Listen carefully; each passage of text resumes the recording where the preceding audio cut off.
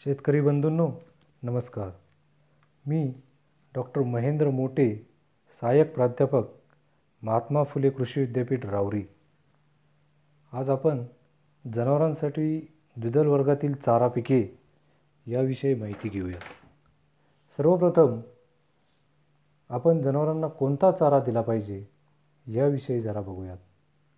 जनावरांना वर्षभर हिरवा, सुका चारा, खाद्य, क्षार मिश्रण, जीवनसत्वे देणे गरजेचे असते.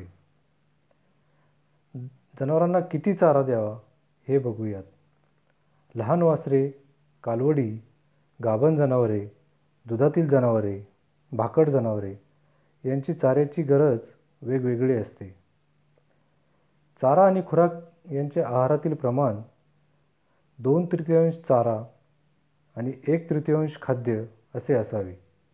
या 2/3 चाऱ्यापैकी 2/3 सुका चारा व 1/3 हिरवा चारा दिला पाहिजे.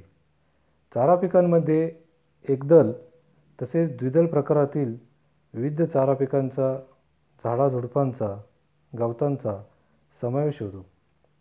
एकदल व द्विदल चाऱ्याचे प्रमाण सर्वसाधारणपणे निम्मे असावे. आता आपण चारा पिके आणि त्यांचे वर्गीकरण असं जरा बघितलं तर यामध्ये एकदल चारा पिके, यात बहुवार्षिक चारा पिके म्हणजे संकरित नेपियर गवत, गिन्नी गवत, प्यारा गवत इत्यादी. हंगामी चारा पिके म्हणजे मका, ज्वारी, बाजरी, ओट इत्यादी. द्विदल चारा पिकांमध्ये बहुवार्षिक चारा पिके म्हणजे लसूण घास, स्टायलो इत्यादी आणि हंगामी चारा पिके जशी चवळी, बरसीम, गवार इत्यादी.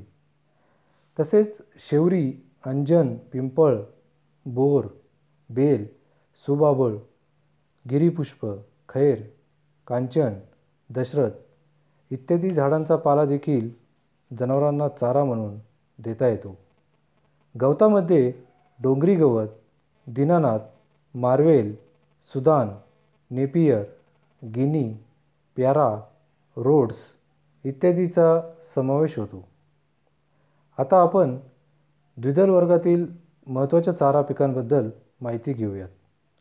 लसूण घास हे द्विदल वर्गीय चाऱ्याचे पीक असून ते 60 ते 90 सेंटीमीटर उंचीपर्यंत वाढत असते. योग्य खत व्यवस्थापनाचा अवलंब करून लसूण घासापासून वर्षभर भरपूर सकस अशा हिरव्या चाऱ्याचे उत्पादन मिळते. याचा हिरवा चारा लुसलुसीत, सकस व सर्व प्रकारच्या पशुधनास आवडीचा विषय आहे. लसूण घास द्विदल पीक असल्याने या पिकाच्या मुळावर बारीक बारीक गाठी असतात. या गाठीमधील जीवाणू हवेतील नत्र स्थिर करण्याचे काम करतात. या पिकाच्या कालावधीमध्ये हेक्टरी साधारणपणे हवेतील 1000 ते 1200 किलो नत्राचं शोषण करून घेतले जाते. त्यापैकी हेक्टरी 150 किलो नत्र पुढील पिकासाठी शिल्लक राहून बाकीच्या नत्राचा वापर पिकाच्या वाढीसाठी होतो.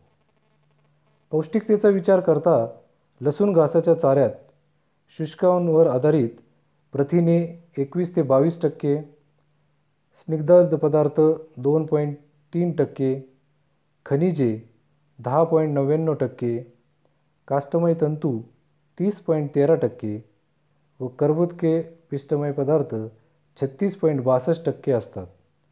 त्यामुळेच लसूण घासास चारा पिकांची राणी असेही म्हटले जाते. याच्या चाऱ्याच्या सेवनाने जनावरांची भूक शमते, पचनक्रिया सुधारते, शरीराची झीज भरून निघते, हाडांची वाढ होते व दुभत्या जनावरांमध्ये दुधाचे प्रमाण वाढत जाते. लसूण घासाची सुधारित लागवड पद्धत जरा बघितली तर यामध्ये मध्यम ते भारी चांगला निचरा होणारी जमीन या पिकासाठी निवडावी. बहुवर्षीय चारा पीक असल्याने एक खोल नांगरट व 2 कुळाच्या पाळ्या देऊन जमीन भुसभुशीत करावी. आर्यल 88, सिरसा 9, आनंद 2, आनंद 8 या सुधारित वाणांचा अवलंब करावा. घासाची ऑक्टोबर-नोव्हेंबरमध्ये पेरणी करावी. पेरणीसाठी हेक्टरी 25 किलो बियाणे वापरावे. पेरणी 30 सेंटीमीटर अंतरावर ओळीत करावी. बीज प्रक्रियासाठी रायझोबियम जीवाणू संवर्धन खत 250 ग्राम प्रति 10 किलो बियाण्यास पेरणीपूर्वी चोळावे. या पिकासाठी 10 टन शेणखत जमिनीत मिसळून घ्यावं. 15 किलो नत्र, 150 किलो स्फुरद, 40 किलो पालाश प्रति हेक्टर खत पेरणीपूर्वी द्यावे. त्यानंतर प्रत्येक 4 महिन्यानंतर 15 किलो नत्र, 50 किलो स्फुरद किंवा 100 किलो DAP प्रति हेक्टरी द्यावे. घासाची पहिली कापणी पेरणीनंतर 55 ते 60 दिवसांनी व नंतरच्या कापण्या 25 ते 30 दिवसांनी कराव्यात. पहिल्या वर्षी हिरव्या चाऱ्याच्या 10 ते 11 कापण्याद्वारे हेक्टरी 1000 ते 1200 क्विंटल उत्पादन मिळते. दुसऱ्या वर्षी 13 ते 14 कापण्या करता येतात. त्याद्वारे हेक्टरी 1200 ते 1300 क्विंटल उत्पादन मिळते. आणि तिसऱ्या वर्षी 3 ते 4 कापण्या करून हेक्टरी 350 ते 400 क्विंटल इतके उत्पादन मिळते. 3 वर्ष झाल्यानंतर घासाची कापणी फेब्रुवारी ते मार्च महिन्यात करून खुरपणी करावी व पिकास 15 ते 20 दिवसांच्या पाण्याचा ताण द्यावा. त्यानंतर घास फुलवण्यात आल्यानंतर पाणी देऊन बीजोत्पादनासाठी सोडून द्यावा. महात्मा फुले कृषी विद्यापीठाने 1995 मध्ये RL88 हा बहुवर्षीय वाण राष्ट्रीय पातळीवर प्रसारित केला. कापणीनंतर अल्प कालावधीत जलद वाढणारा, भरपूर फुटवे असणारा व अधिक हिरवा चारा उत्पादनामुळे हा वाण महाराष्ट्रात देखील लोकप्रिय झाला आहे. शिवाय यात प्रथिनांचे प्रमाण 19 ते 21% इतके असते. या वाणाद्वारे प्रति हेक्टरी 125 ते 130 टन हिरवा चारा प्रतिवर्ष प्रति हेक्टरी 11 ते 12 कापण्याद्वारे मिळतो. याची पेरणी ऑक्टोबर ते डिसेंबर या दरम्यान करावी. यानंतर द्विदल वर्गातील दुसरं महत्त्वाचे पीक म्हणजे बरसीम घास. बरसीम हे रब्बी हंगामातील प्रमुख व महत्त्वाचे चारा द्विदल वर्गीय पीक असून ते सर्वसाधारणपणे मेथीसारखे दिसते. तथापि उंची मात्र लसूण घासा एवढी असते. काही भागात या पिकास घोडा घास असेही म्हणतात. या पिकाचा चारा रुचकर, पालेदार, लुसलुशीत, सकस व पौष्टिक असतो. प्रथिनांचे प्रमाण 17 ते 19% असल्यामुळे दुभत्या जनावरांच्या प्रकृतीला तो चांगला मानवतो. या पिकापासून मिळणाऱ्या एकूण 4 ते 5 कापण्यांद्वारे 600 ते 700 क्विंटल प्रति हेक्टरी हिरवा चारा उपलब्ध होतो. बरसीम घासाची लागवड पद्धत जर बघितली तर या पिकासाठी मध्यम ते भारी चांगला निचरा होणारी जमीन निवडावी. पेरणीसाठी वरदान, मेस्कावी, JB1, JHB 146 या जातींची निवड करावी. घासांची पेरणी ऑक्टोबर-नोव्हेंबरमध्ये करावी.